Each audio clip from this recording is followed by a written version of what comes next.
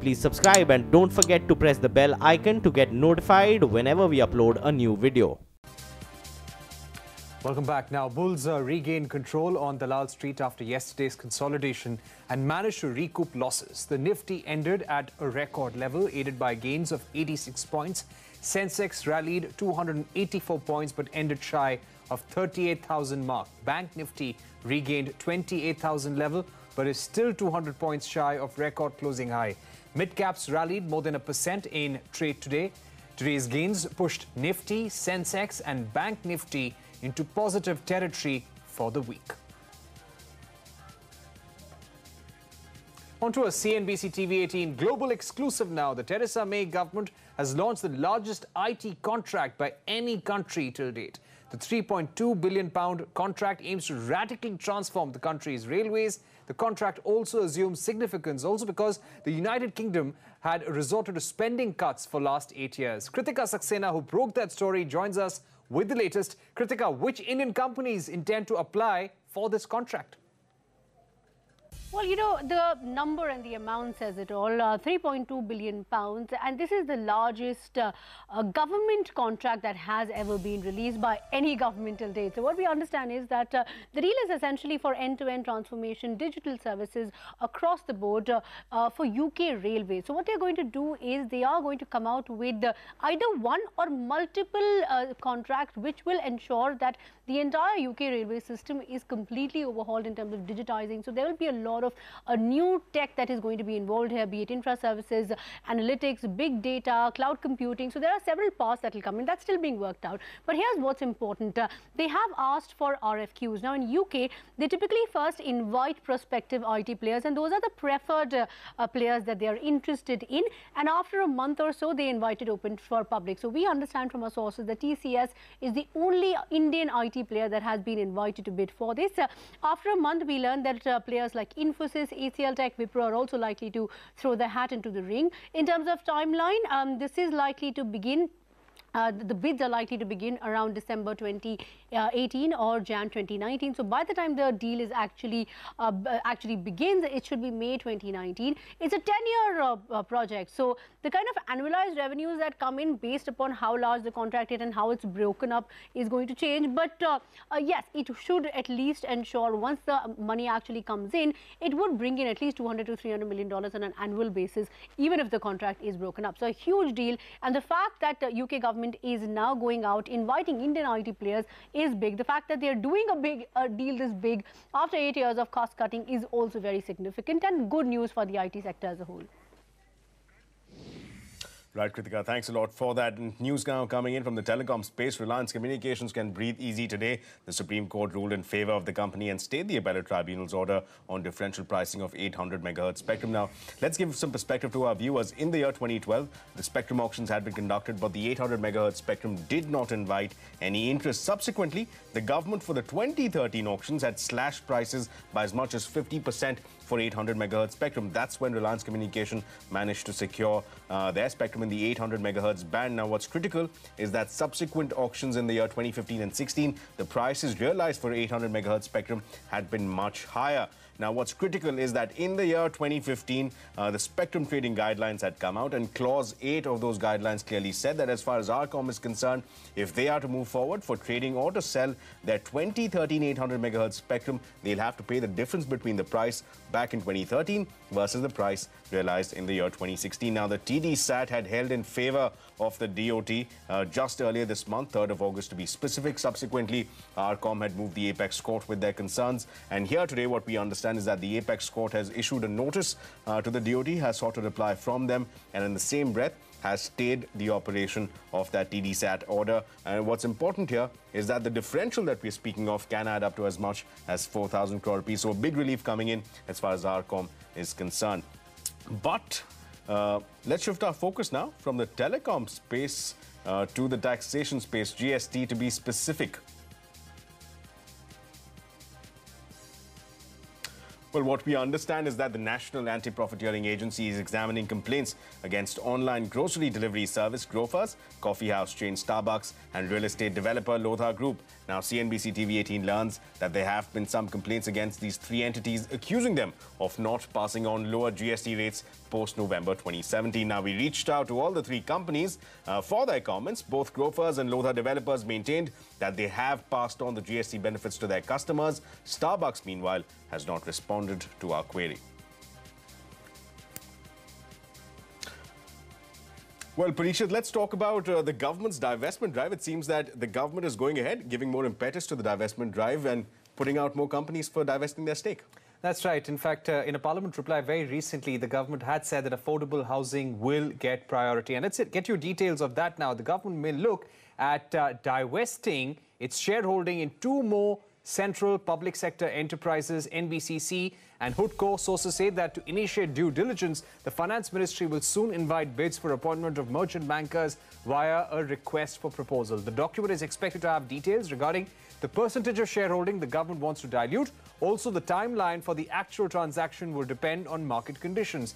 It may not happen at all if market conditions are not favorable.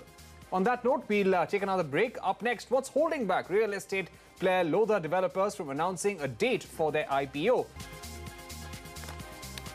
Well, welcome back. Now, real estate firm LOKI Developers is hopeful of making a comeback in the market very soon. This after the company received a go-ahead from SEBI for the 5,500 crore rupee IPO. Now, remember, the market regulator had reportedly kept the IPO proposal in abeyance for examination of past violations. Now, even after bagging SEBI's note, the realty major hasn't announced a date to launch the IPO. Markets are abuzz that valuations are the reason that the promoters are seeking for more time as far as the IPO is concerned. Now, Manisha Natarajan caught up with the MD and CEO of LOKI Developers, Abhishek Lodha, to find out more details.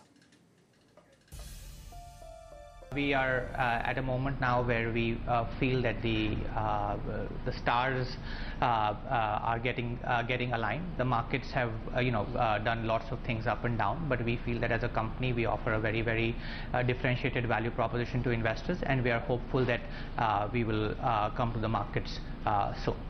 So no date announcement just yet? Can't, as you know, forward-looking statements are not allowed to be made. We are hearing, and this is the buzz in the market, that the valuations have become a problem. What you are asking for and what the markets are ready to give, there is a gap in that. There's always a price discovery process. That is the point of having an IPO. You have very high quality investors across the globe very interested in investing in the company, and you work with a cross section of those investors and understand what their estimation of the value is. So that is part of every IPO process as much as it is of our IPO process. And we've sort of reached a point where we're all comfortable, the company and the investors. One has to understand that real estate is a number of different asset classes. Just like in media, you'll have news media, entertainment media, sports TV, and so on. Equally in real estate, you have premium housing, affordable or mid-income housing, offices, retail, logistics, and so on. Right. And all the parts of real estate, except premium housing, are doing extremely well. There was supposed to be a 750 crore pre-IPO placement. Is that done? We have had an enabling provision in our IPO. Ultimately, our raise is of one fixed amount. We could have done it either with a pre-IPO or do it in the IPO. So that's something which we had kept as an enabling provision. On to another exclusive now. Sources tell us that GMR Infra is set to list its airport arm, GMR Airports, after settlement with private equity investors. This settlement values the company at 21,000 crore rupees. Parent company is likely to seek a valuation of over 25,000 crore rupees through the public offer and is likely to use the IPO proceeds to pay its debt. Moving on, stories now from the aviation space. First up, Air India board met for the first time since the induction of Kumar Birla and YC Deveshwar. The airline's board mulled ways to revive the national carrier, including a potential loan waiver and equity infusion hereout. What YC Deveshwar had to say after that key meeting. It is like homecoming for me. I'm delighted to be here on this very prestigious board, and we will do our bit and hope for the best. Board meetings are very confined only to the boardroom. And if anybody has to say anything, it will be the CMD of the company who will make the communication. Any positive news? Everything is positive. When is the next meeting, sir? We have no idea. Not just now. Well, staying with the aviation space, Jet Airways continues to drive its to shed excess baggage to curb its inflated debt. In fact, CNBC TV18 learns that Jet Airways is in talks with TrueJet to sublease 7 of its ATR aircraft for a period of 5 years. TrueJet is looking to take these aircraft on a wet lease, which essentially means that employees, maintenance and engineering will be provided by Jet Airways. Utkarsh Chaturvedi is now standing by with more details. Utkarsh, clearly, Jet is continuing with its debt reduction drive. What more are you picking up? In one of its first steps for the turnaround of the ailing carrier, the company is looking to sublease its smaller aircraft. The company is currently in talks with TrueJet to sublease its ATR planes. Now, ATR aircrafts are smaller aircrafts which were serving short destinations for the airline. Sources tell us that the airline is in talks with the regional carrier to sublease its 5 aircrafts for a period of 7 years. Now, these aircraft will be sent to TrueJet on a wet lease, which will include maintenance, engineering and employees as well. Now, this will help Jet Airways cut its soaring cost. Subleasing the aircraft might not give Jet Airways a lot of instant cash it is looking for, but will help cut majority of its current cost. Also, some of the ATRs were grounded as the airline had shut down non-profitable routes, so this will be useful in paying the lease rentals for the same as well. Now, Jet Airways is also looking for the sale and lease back of its current wide-bodied aircraft to get some instant cash, along with other measures which include stake sale in Jet Privilege. Now, TrueJet has confirmed a news break saying that the company is in talks with Jet Airways to wet lease of its aircraft. Jet Airways, as a comment, said that the company continues to evaluate all possible alternatives to ensure optimum utilization of its fleet. Welcome back. Now, it's a deal that has sealed PVR's market leadership in South India's multiplex market. In less than a year, the exhibitor will complete its takeover of Chennai-based SPI Cinemas as a part of an 850 crore rupee cash and stock deal. But for Chennai's film-loving audience, the SPI Cinemas Sale has brought the curtains down on one of its favorite city-bred brands. CNBC TV18's Jude Sanith captures some of that emotion. Take a look.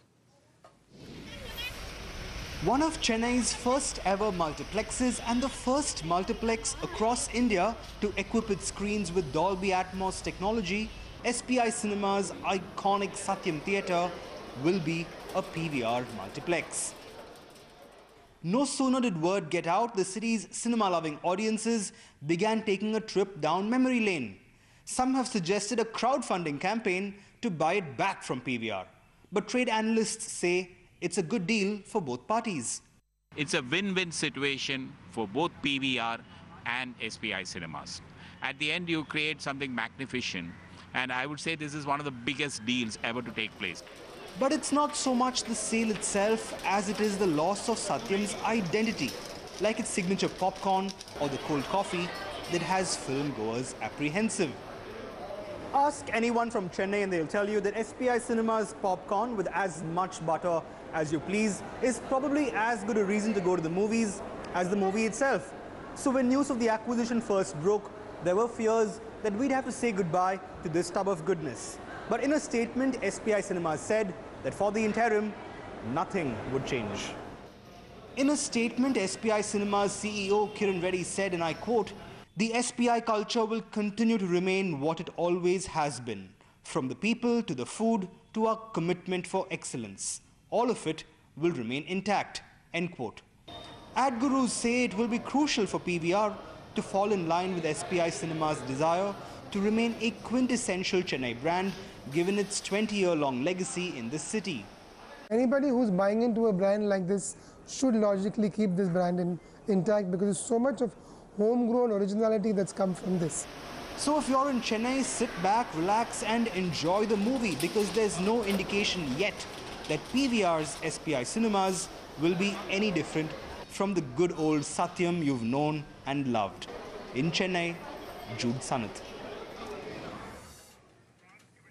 So the popcorn sure looks good, Ashmit, and I'm sure Jude and many of those in Chennai would be hoping that the popcorn, the cold coffee and the atmosphere there doesn't change. for as much butter as you may please. I think that's something we can do with here in Delhi. But that's all we have time for in India Business Hour. Have a great weekend ahead. Good night.